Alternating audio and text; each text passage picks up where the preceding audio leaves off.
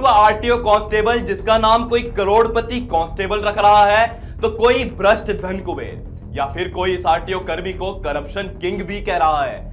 जी हां, इस Saurabh Sharma RTO constable की कहानी जिसने अब तक का सबसे बड़ा ट्रांसपोर्ट स्कैम किया है। जी हां, कहने को तो यह आरटीओ कर्मी एक कांस्टेबल था, लेकिन यह कर्मी ट्रक ड्राइवरों को लूटने के लिए मंत्री और अफसरों का चहेता बन चुका था। कैसे, सब बताएंगे आपको। देखते रहिए हमारे साथ ब्रेकिंग न्यूज में। मैं नीरज सोलंकी स्वागत करता हूं आप सभी का ट्रांसपोर्ट टीवी में। आगे बढ़ने से पहले जरूरी सूचना, ट्रक हो या बस, टैक्सी हो या ऑटो, छोटा हाथी हो या फिर पिकअप, इन सब का बीमा सिर्फ और सिर्फ ट्रांसपोर्ट मॉल से। गाड़ी की आरसी और पुरानी बीमा पॉलिसी अभी व्हाट्सएप करें 90 833 90 833। 20 दिसंबर 2024 ये वो दिन था जब इनकम टैक्स डिपार्टमेंट को एक अज्ञात सोर्स से कॉल आती है। इस कॉल पर पुलिस को जानकारी मिलती है कि एक गाड़ी में करोड़ों की राशि है जो कि मंडोरा भोपाल डिस्ट्रिक्ट में रखी हुई है। आयकर विभाग और लोकायुक्त पुलिस मौके पर पहुंच जाती है और इस इनोवा क्रिस्टा गाड़ी, जी हां, उसकी जांच करती है। जांच के समय में देखा जाता है कि गाड़ी पर आरटीओ की नंबर प्लेट भी है। कार का नंबर प्लेट, जिसमें कार का नंबर था MP07BA0050। जब पुलिस वहां पहुंचती है तो उन्होंने देखा कि गाड़ी का दरवाजा भी लॉक था। जब टीम वहां पहुंची तो उन्होंने राइफल की बट से गाड़ी का शीशा तोड़ा और गाड़ी के अंदर गई। जांच की तो सब कर्मियों के होश उड़ गए। इस गाड़ी में 54 किलो सोना, जिसकी कीमत लगभग 49 करोड़ रुपए थी, 200 किलो चांदी और लगभग 10 करोड़ रुपए नगद बरामद हुए। जी हां, सही सुना आपने। यह सर्च रात के लगभग 11:30 बजे चली, जिसकी तस्वीरें आपके सामने है। यही नहीं, इस कार में एक डायरी भी मिली जिसमें हाई प्रोफाइल लोगों के नाम, 52 जिलों के आरटीओ के नाम व नंबर, इसके साथ ही यह भी लिखा गया है कि आरटीओ से कितनी राशि मिलने वाली है। बताया जा रहा है कि राशि किसे दी गई उसके बारे में भी इसमें लिखा गया है।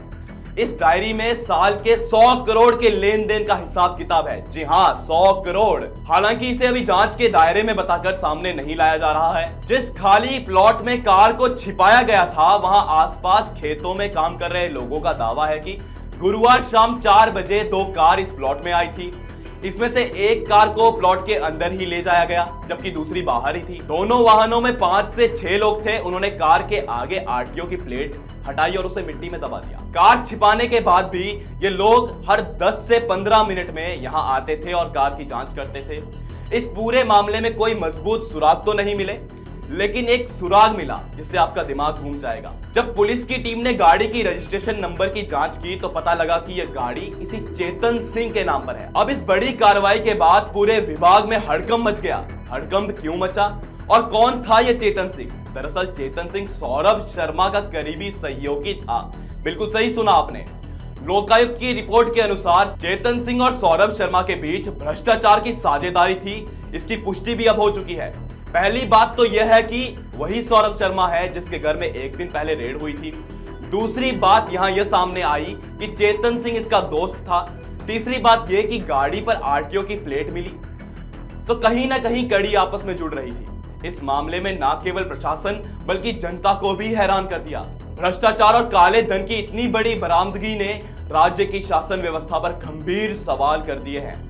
वो कैसे, यह भी आपको बताएंगे। 19 दिसंबर 2024 को भोपाल पुलिस और लोकायुक्त की टीम ने इसी आरटीओ कांस्टेबल के घर अरेरा कॉलोनी भोपाल मध्य प्रदेश और इसके ऑफिस और कई और जगह रेड की, जिसमें उसके घर एक टाइल के नीचे अंडरग्राउंड लॉकर मिला।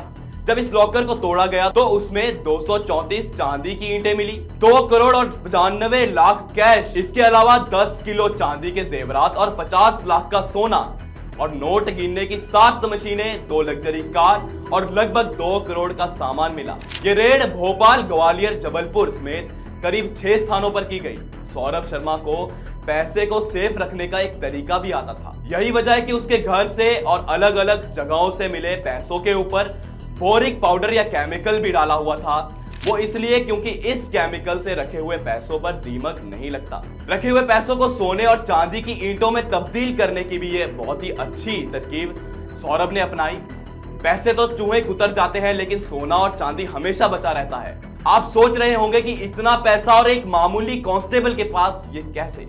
ये सोचकर देखो, क्या ये एक ही व्यक्ति का काम नजर आता है? अगर जांच हो रही है तो जांच अच्छे से हो। कौन कौन चला रहा था ये करोड़ों का स्कैम? अब कौन है ये सौरभ शर्मा? आइए आपको बताते हैं, जिसके कारण मंत्रियों से लेकर प्रशासन पर भी सवाल कहीं ना कहीं खड़े हो रहे हैं। ये आरक्षक 2016 में अपने पिता की मौत के बाद कंपैशन नियुक्ति पर परिवहन विभाग में नौकरी पर नियुक्त किया गया। 12 साल की नौकरी के दौरान उसकी जीवन शैली और संपत्ति में भारी बदलाव आया। इसलिए लोगों को शक हुआ। सौरभ के खिलाफ कई शिकायतों के बाद 2023 में उसने वॉलंटरी रिटायरमेंट यानी वीआरएस ले ली। सौरभ ने पहले तो सरकारी विभाग में अपने पैर जमाए थे, फिर मध्य प्रदेश में चेक पोस्ट पर हो रही ट्रक ड्राइवरों की वसूली से अपने खाते भरता था और चेक पोस्ट में एक दिन में 1 लाख से ज्यादा की कमाई सौरभ करता था। ताज्जुब की बात तो यह है कि मध्य प्रदेश में 47 चेक पोस्ट थे, उसमें से 23 का ठेका सौरभ ने ले रखा था। जी हां, सौरभ ने चेक पोस्ट को तो नोट छापने की मशीन ही बना ली थी। ये ऑफिसरों का चहेता बन गया था। इस भ्रष्टाचार के खाते का घड़ा इतना भर गया था जिसका हम अनुमान भी नहीं लगा सकते। आरोप है कि काले धन की हेरफेर में इसने अपने परिवार और दोस्तों को भी शामिल कर लिया था। सौरभ पर आए दिन कई आरोप भी लगे हैं। दोस्तों, ट्रांसपोर्ट मंत्री नितिन गडकरी ने 2022 में मध्य प्रदेश के additional chief secretary Iqbal Singh को एक पत्र लिखा, जिस पत्र में लिखा गया था कि मध्य प्रदेश में अंडरलोड ट्रकों से भी अवैध वसूली की जा रही है। अगर ट्रकों के कागज पूरे हैं तब भी अवैध वसूली की जा रही है। सूत्रों के अनुसार इस शिकायत के बाद सौरभ ने इस्तीफा दे दिया और उसने रियल एस्टेट का काम करना शुरू कर दिया। लेकिन यहां सवाल यह उठता है कि अगर कांस्टेबल पर जांच बैठ गई थी तो इसके बावजूद उसका इस्तीफा कैसे स्वीकार किया गया? बताया जा रहा है कि सौरभ इस समय दुबई में है। ऐसी भी आशंका जताई जा रही कि वो भारत में भी हो सकता है। इसको लेकर वांटेड पूर्व कांस्टेबल के खिलाफ गृह मंत्रालय ने लॉकआउट सर्कुलर भी जारी कर दिया है। तो यह आरटीओ कांस्टेबल किस प्रकार ट्रक ड्राइवरों का खून चूस चूस कर, उनके खून पसीने की कमाई को लूट लूट कर करोड़पति बन गया।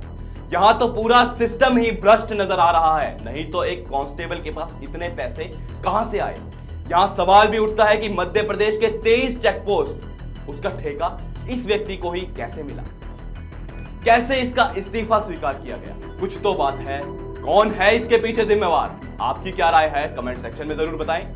इस प्रकार की खबरें देखने के लिए ट्रांसपोर्ट टीवी को सब्सक्राइब करना ना भूलें। ट्रांसपोर्ट टीवी देखने के लिए आप सभी का शुक्रिया।